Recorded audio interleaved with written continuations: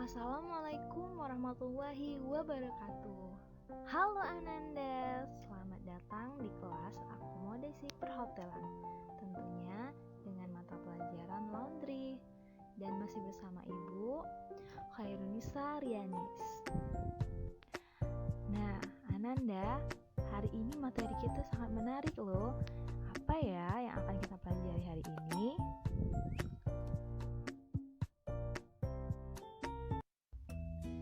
Kita akan mempelajari bahan-bahan dasar pencuci atau yang biasa disebut dengan laundry chemicals. Nah, apa sih bahan-bahan dasar pencuci atau laundry chemicals itu? Jadi, bahan-bahan pencuci yang digunakan di laundry mempunyai sifat, karakteristik kimia, dan fungsi yang berbeda-beda antara satu dan lainnya, baik yang berupa bubuk atau powder ataupun cairan atau disebut dengan liquid. Dalam produk yang dipasarkan pun, mereka mempunyai nama atau merek yang berbeda-beda, namun tetap saja mempunyai bahan dasar yang sama. Selanjutnya, Ananda harus mengetahui bahan-bahan dasar pencuci. Di antaranya yaitu alkali. Selanjutnya ada deterjen. Lalu chlorine bleach. Setelah itu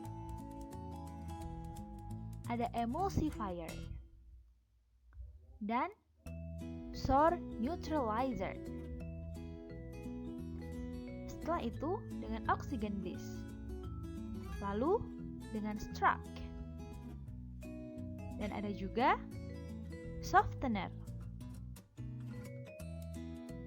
water, dan yang terakhir solvent. Baiklah Ananda, di sini kita akan mengetahui bahan-bahan yang digunakan untuk menghilangkan berbagai macam bentuk noda.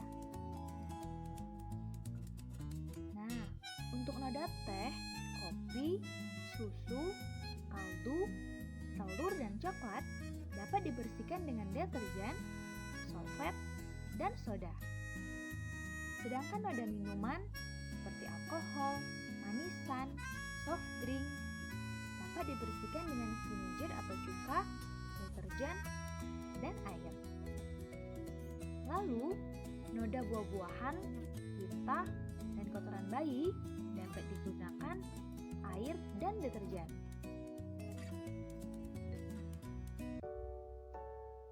Dan di sini, Ananda tahu nggak sih kalau E.L. Wilson Chemicals di New Jersey, USA membagi bahan dari pabrik atau produk menjadi 6 bagian. Di antaranya ada Ingo. Bahan ini digunakan untuk membersihkan noda-noda dari tinta. Selanjutnya ada Quick Go. Bahan ini digunakan untuk membersihkan noda susu, darah, dan makanan lainnya. Setelah itu ada Bone Go. Bahan ini digunakan untuk membersihkan noda dari teh dan kopi. Selanjutnya ada Targo. Bahan ini digunakan untuk membersihkan noda minyak. Lalu ada Yellow Go. Bahan yang digunakan untuk membersihkan noda pada linen akibat lunturan pakaian. Dan terakhir Rust Go. Bahan ini digunakan untuk membersihkan noda pada linen berkarat.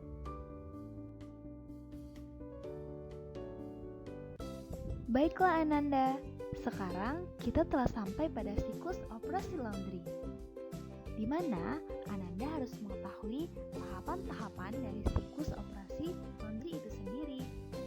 Untuk tahapan pertama, yaitu collecting atau disebut pengumpulan. Selanjutnya, tahapan kedua, yaitu transportation atau pengangkatan. Tahapan ketiga disebut sortir atau pemilahan. Sedangkan tahapan keempat yaitu mesin loading atau beban mesin.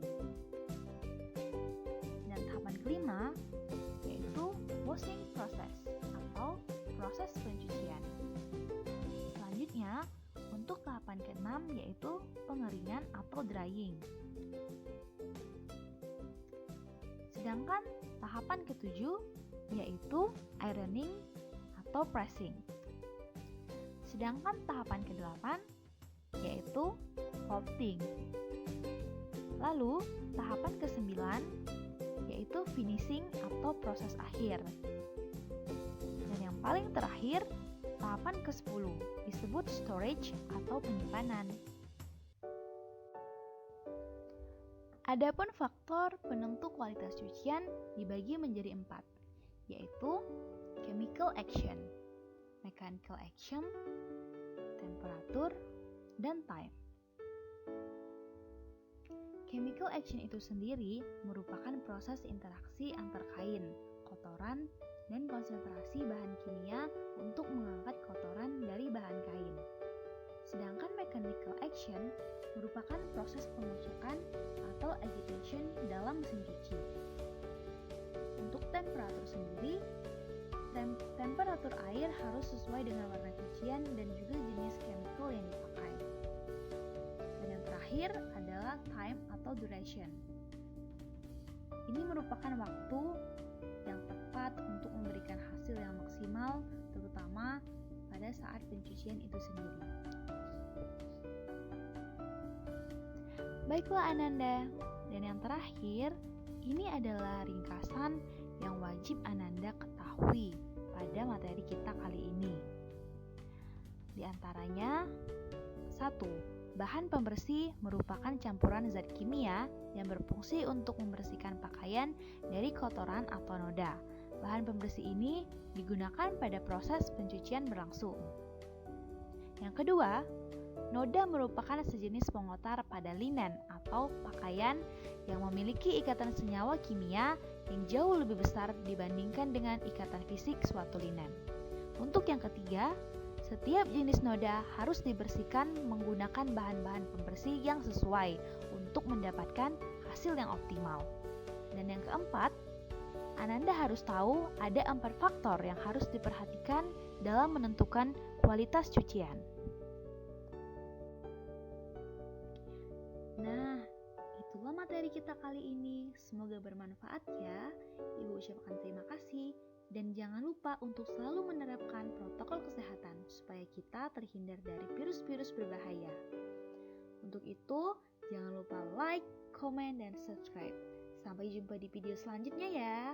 Bye-bye. Assalamualaikum warahmatullahi wabarakatuh.